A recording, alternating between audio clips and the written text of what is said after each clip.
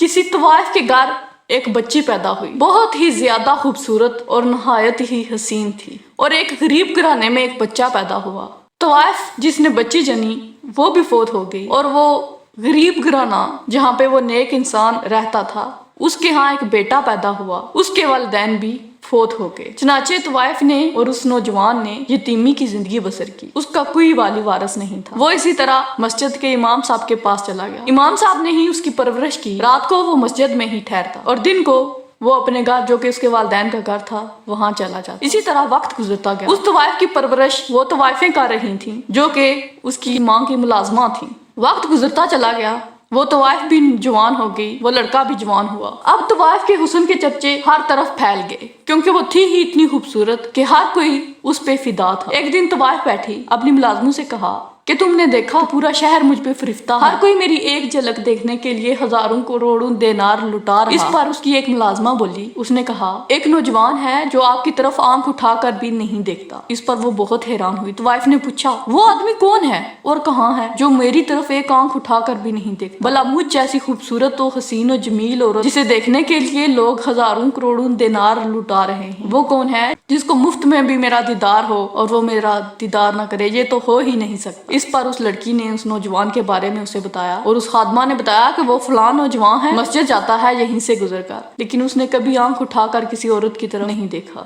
اب اس طوائف کے دل میں آیا کہ میں اس نوجوان کو اپنی طرف مائل کروں گی اور ان سب طوائفوں خادموں کو یہ بتاؤں گی، ان سب خادمین کو یہ بتاؤں گی کہ میرا حسن کیسا ہے۔ بھلا میرے جلوے کے آگے جتنا مرضی نیک انسان رہے، میرے آگے اس کا کوئی نیکی کوئی پارسائی کارآمد نہیں رہتی۔ اس پر وہ عورت چلی گئی، اور جس راستہ سے وہ مسجد جایا کرتا تھا اس راستے میں نیم آریاں لباس کے ساتھ کھڑی ہو گئی۔ جب وہ نوجوان آیا، اس نوجوان نے اس عورت کی طرف آنکھ اٹھا کے بھی نہ دیکھا۔ عورت نے اپنی سریلی آواز سے گانا گنگنایا، ہر قسم کی حرکتیں کی، لیکن مجال ہے جو اس نوجوان کی آنکھ زمین سے اوپر اٹھی بھی ہو، اس نے اپنے راستے کے علاوہ ارد گرد کچھ نہ دیکھا۔ یہ ماجرا دیکھ کر وہ طوائف بہت حیران ہوئی اور پریشان بھی تھی کہ اب اس نوجوان کو کیسے قابو میں کیا جائے۔ پھر اس نے ایک اور ترکیب سوچی، اس نے کیا کہ نقاب پہن لیا اور خود اپنا حلیہ چینج کر لیا، اور ایک نہایت ہی با ادب اور با تہذیب مسلم لڑکی کی صورت میں نقاب اور حجاب پہن کر وہاں بیٹھ گئی اس کے راستہ میں۔ لیکن پھر بھی اس کی صحت پر کوئی اثر نہ ہوا۔ وہ آیا، مسجد میں ظہر کی نماز ادا کی اور واپس اپنے گھر چلا گیا۔ اس نے آنکھ اٹھا کر بھی اس عورت کی طرف نہ دیکھا۔ اب تیسرا دن تھا۔ عورت نے کیا کیا، جب لڑکا مسجد سے نماز پڑھ کر واپس نکلا تو وہ راستے میں لیٹ گئی اور بیماری کا بہانہ کرنے لگی۔ اس لڑکے نے ارد گرد جو لوگ مسجد سے جا رہے تھے ان سے پوچھا کیا آپ میں سے کوئی اسے جانتا ہے؟ سب نے جاننے سے انکار کیا اور کہا ہم اسے نہیں پہچانتے، کیونکہ اس طوائف نے اپنا حلیہ مکمل طور پر چینج کیا ہوا تھا۔ اس لڑکے نے اس عورت سے پوچھا کہ کیا تمہارا کوئی رشتہ دار، کوئی عزیز و قارب ہے یہاں؟ اس نے کہا میں لاوارث ہوں، میرا اس دنیا میں کوئی نہیں۔ یہ بات سن کر اس نوجوان لڑکے نے کہا اس عورت کو اٹھا کر میرے گھر لے جائیں۔ چنانچہ اس عورت کو وہاں سے اٹھایا گیا اور اس نوجوان کے گھر لے گئے۔ اب عورت نے سوچا کہ میرا تو کام بن گیا، میں جو چاہتی تھی وہ ہو گیا، اب اس کو اپنی طرف مائل کرنے میں مجھے زیادہ وقت نہیں لگے گا۔ وہ اس کے پاس آیا، اس کو کھانا وغیرہ پیش کیا، اس کی طرف آنکھ اٹھا کر بھی نہ دیکھا۔ اس نے بہت مکر و فریب کیے، بیماری کا بہانہ کیا، خود اس کی طرف مائل ہوئی لیکن وہ اسے دیکھتا بھی نہیں۔ کھانا وغیرہ دے کر جب وہ کھا چکی تو اس لڑکے نے کہا کہ آپ جو بھی ہیں، جہاں سے بھی آئی ہیں، آپ اپنے واپس جانے کا بندوبست کریں، کیونکہ میں نوجوان اکیلا اس گھر پر رہتا ہوں، تو ہم دونوں نامحرم کا ایک ہی گھر میں رہنا صحیح بات نہیں۔ یہ بات سن کر وہ پریشان ہوئی اور بولی میرا تو اس دنیا میں کوئی نہیں، میں کہاں جاؤں گی؟ اس پر اس نوجوان نے کہا آپ اس کا فیصلہ خود کریں کہ آپ کو کہاں جانا ہے۔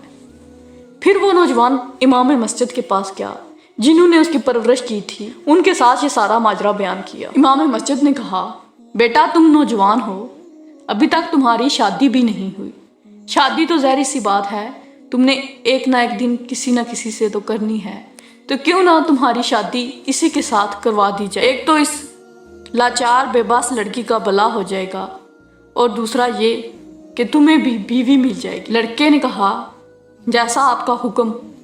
لڑکا واپس آیا اور اس نے آ کر یہ ساری بات اس لڑکی کو بتائی کہ امام مسجد سے میں نے تمہارا معاملہ بیان کیا تھا، انہوں نے کہا ہے کہ تم دونوں نکاح کر لو اور اس عظیم رشتے میں بندھ کر ایک دوسرے کے ساتھ رہو، اس طرح تمہارا بھی بھلا ہو جائے گا اور مجھے بھی کھانا پکا کے دینے والی کوئی گھر میں ہو جائے گی۔ اس پر طوائف بہت پریشان ہوئی۔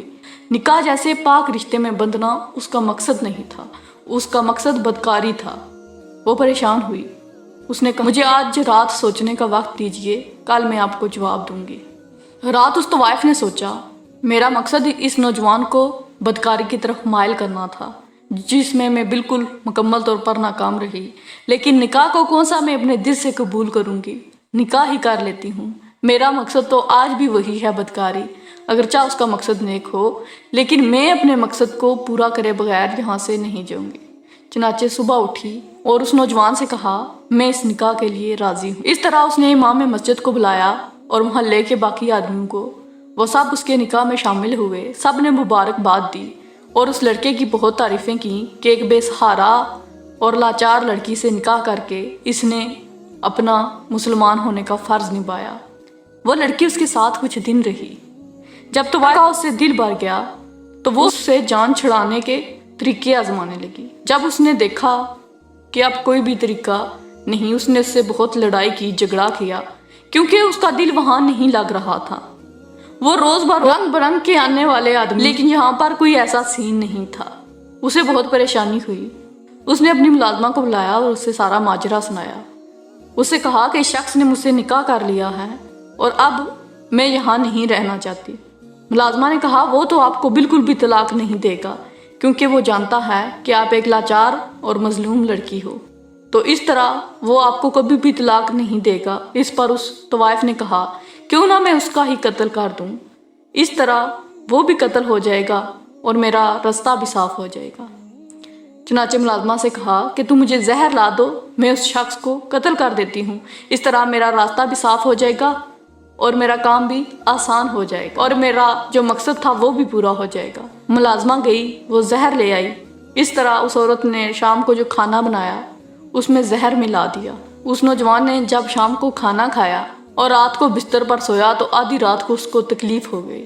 جب تکلیف ہو گئی تو عورت سے کہنے لگا شاید میری موت کا وقت قریب آ گیا ہے۔ عورت نے کہا کچھ الٹا سیدھا کھا لیا ہوگا اس لیے ایسا ہو رہا۔ لیکن چند ہی پل بعد اس نوجوان کی جان نکلی اور دنیا سے جاتے ہوئے اس نے کلمہ شہادت ادا کیا۔ اس طوائف نے فوراً جب اس کی جان نکل چکی اپنے صحن میں ایک گڑھا کھودا اور وہیں پر اس کو دفن کر دیا اور خود وہاں سے اپنے طوائف خانے میں واپس چلی گئی۔ جب وہاں چلی گئی تو صبح فجر کی نماز میں امام صاحب نے دیکھا کہ وہ لڑکا نہیں آیا۔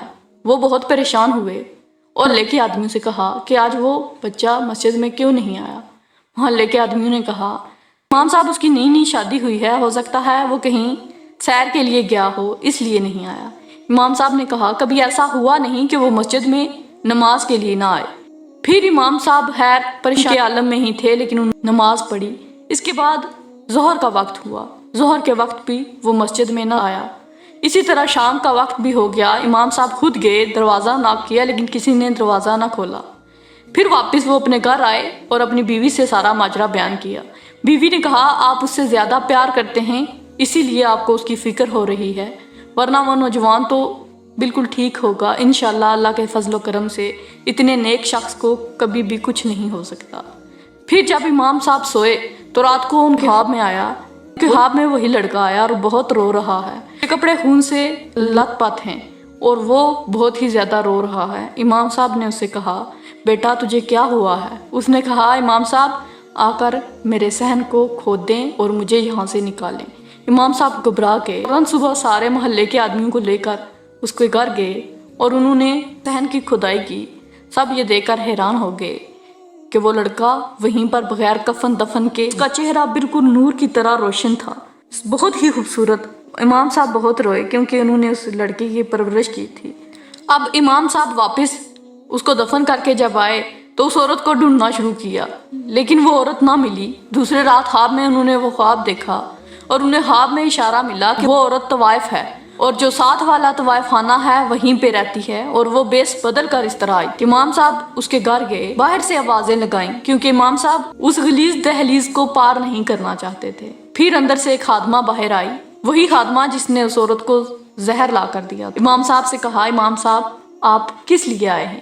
امام صاحب نے کہا بلاؤ اس عورت کو جس نے میرے پھول جیسے بیٹے کو قتل کر کے بغیر کفن کے صحن میں دفن کر دیا۔ ملازمہ نے کہا امام صاحب آپ کے آنے سے پہلے ہی اس رب کریم نے اسے سزا دے دی ہے، وہ مکمل طور پر کتیا کا روپ دار چکی ہے، وہ انسان سے کتیا بن گئی تھی۔ جب وہ واپس آئی تو وہ بہت ہی خوش تھی، وہ تیار ہوئی اور نازیبا کپڑے پہنے اور باہر محفل لگی ہوئی تھی۔ وہ بہت خوش تھی کہ آج میں ناچوں گی اور اپنی خوب حسرت پوری کروں گی، پیسے کماؤں گی، لیکن خداوند تعالیٰ نے اسے یہ کرنے کا موقع نہ دیا اور وہیں پر وہ کتیا بن گئی، اور اب میرا چہرہ اور میرے سارے اعضاء بھی بدل رہے ہیں۔ مجھے خوف ہے کہ مجھے بھی اللہ تعالیٰ وہی سزا دے گا اور میں بھی کتیا کے روپ میں آ جاؤں۔ امام صاحب نے کہا کہ اللہ تعالیٰ جو کرتا ہے بہتر کرتا ہے۔ اب آپ سوچئے کہ کیا اللہ تعالیٰ نے اس طوائف عورت کو موقع نہیں دیا؟ اللہ تعالیٰ نے اسے اتنا بڑا موقع دیا کہ اگر وہ چاہتی تو اپنی دین، دنیا، آخرت سب کچھ سنوار لیتی۔